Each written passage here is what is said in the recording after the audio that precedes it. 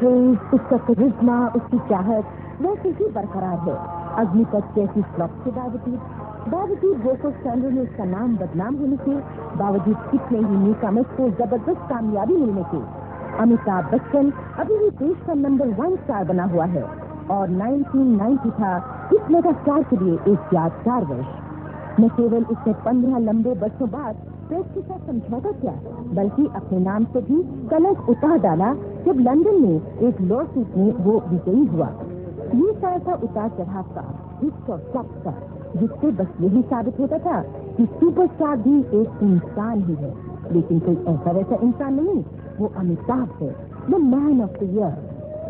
माना कि Bofors case में आपको बदनाम किया गया था, लेकिन क्या इसमें कुछ भी सच्चाई नहीं थी? आजकल कहते हैं ना कि जहाँ धुआं उठता है वहाँ आग तो जरूर होती है। मैं ऐसा मानता हूँ कि ये शायद भारत के इतिहास में या शायद दुनिया के इतिहास में एक ऐसा हादसा है, एक ऐसी हैपनिंग है जिसमें इतना सारा धुआं दिखाई दिया बिना आग के। आग थी ही नहीं, धुआं बहुत था, तीर लोगों ने बहुत हवा में चलाई, लेकिन उसका कोई सत्य नहीं था। और अगर है, और अगर आप ऐसा मानती हैं कि है, तो फिर उसका सबूत क्यों नहीं आया?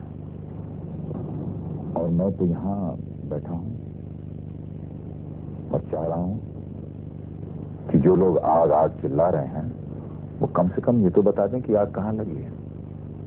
आपने कहा ना कि बिना धुएं के आग, बिना धुएं के कैसे कोई पहचानेगा? धुआं निकल गया, लेकिन आग का किसी को मालूम नहीं है। आपने क्रिमिनल को पॉइंट आउट कर दिया, लेकिन आपने ये नहीं बताया कि उसकी क्राइम क्या है। और सारी दुनिया को आपने एक ही हवा बना दिया कि अमिताभ बच्चन जो है वो चोर है, या वो एक दलाल है, या वो एक गलत आदमी है, लेकिन आपने ये नहीं बताया कि वो क्राइम क्या है। सारी दुनिया को मैं बताता रहा हूं कि नहीं, ये गलत बात है। आपने मुझ पर इल्जाम लगाया, उसकी सच्चाई, उसका सबूत मैं दे रहा हूं। होना तो ये चाहिए कि जो इल्जाम लगाए सबूत भी कोई लाए। समाचार पत्रों में छपी, क्या उन्होंने आपसे कभी सवाल पूछे? हाँ, परिवार के लिए तो ये एक सुखद समय तो था नहीं, लेकिन मैं बड़े गर्व के साथ कह सकता हूं कि हमारा परिवार जो है वो सब परिवारों की तरह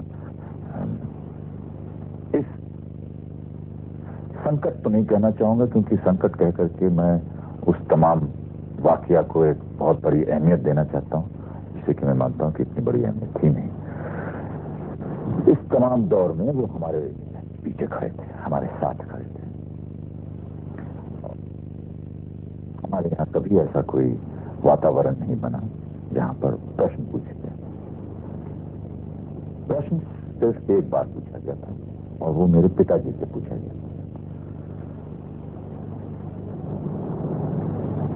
1-2 साल के बाद जब ये सारा वातावरण एक ऐसे स्तर पर पहुंच गया था कि बहुत ज्यादा हो गया था, तो एक दिन बहुत हल्के से सुबह उन्होंने मुझे बुलाया और उन्होंने मुझसे पूछा कि बेटा, तुम कोई गलत काम तो नहीं कर रहे हो? और मुझे आपको बताने में ये बिल्कुल संकोच नहीं है कि उस प्रश्न में मेरे इरादे बदले, मेरे अंदर ये भावना डाली, ये शक्ति दी कि मैं लड़ूं। और अब वक्त आ गया है कि अब मैं चुपचाप नहीं बैठना चाहूंगा। और उस दिन